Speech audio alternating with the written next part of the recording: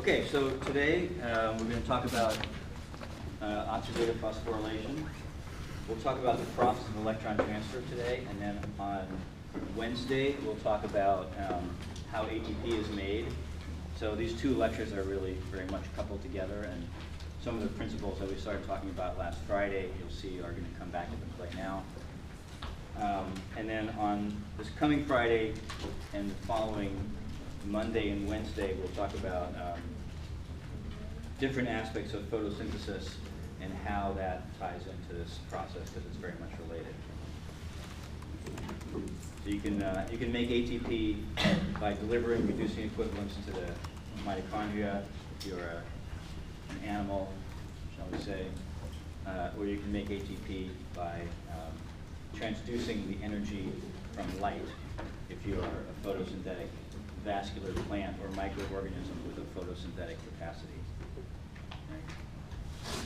So this is a mugshot of the author of the book. I shouldn't actually he's not the author of the book anymore since he passed 3 decades ago. But some measure of his influence on the field of biochemistry you can get from noticing that the present authors of the book are still using his name to sell their textbook 30 years after he died, right? So Al Leninger is the father of redox biochemistry, I guess you could say. Certainly he is the one who understood how this oxidative phosphorylation process worked, and together with other co-workers proposed this chemiosmotic mechanism. And so we'll come to understand how we can get 1.5 or 2.5 ATPs per FADH2 or NADH in the process of this. And so that at the time when that was proposed, it was thought to be crazy because there's no enzyme that can make half an ATP. But he showed that through this mechanism it can work. Okay, so what we're basically looking at is reducing oxygen, molecular oxygen, to water by delivering electrons to it through a transport chain. And that transport chain is downhill, okay, because oxygen is the most has the most electron affinity of any of the redox cofactors that we're looking at, or any of the molecules that we're looking at. So it's at the end of the chain, so it's always like grabbing the electrons. And the electrons are successively transferred from molecules that want them less to molecules that want them more. And so they're always thermodynamically favorable transfers. Okay. What does the cell do with that thermodynamically favorable potential? Right?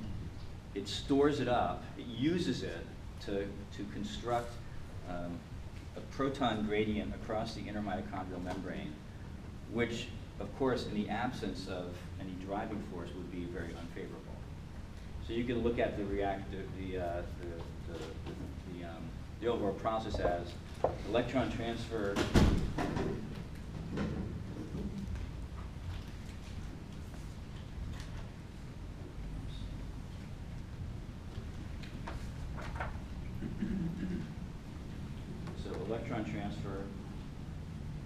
we're going to start with NADH or FADH2, right, all the way to O2, right, and so this is downhill.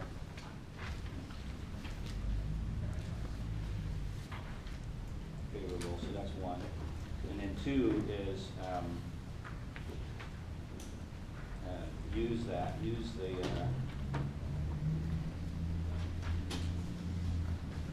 use the electron transfer potential in 1 to set up pH gradient across inner mitochondrial membrane. Okay, so this would not happen if we didn't have something to drive it, right? And then 3, use the pH gradient to power ATP synthesis.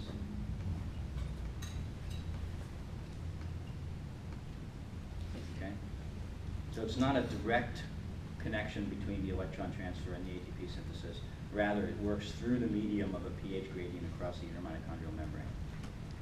And so that's the single most important basic fact about what's going on here.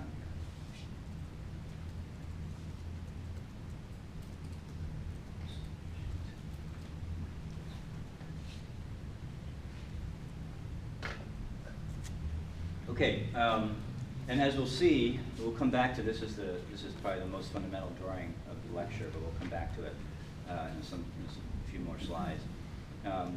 The mechanism, which is this electron transfer, pH gradient, ATP synthesis, is a lot of similarities between how it's happening here and how it happens in plant cells in response to light. And we will come to those similarities, as well as understanding the differences when we talk about photosynthesis in more detail. I had an extra slide or two in here about it, but I cut them out in favor of showing them later. So oxidative phosphorylation, this process is occurring in the inner mitochondrial membrane, so this is the mitochondria. So it's quite important to appreciate what the structure of the mitochondria is and what's going on where, some of which you already know. So the matrix of the mitochondria contains stuff that you are, at this point, quite familiar with. The PDC, the TCA cycle, the beta oxidation. Right? If we had studied the degradation pathways for amino acids, then you would know that those are also in the matrix of the mitochondria. Part of the urea cycle is in the matrix. We talked about transporters. Right?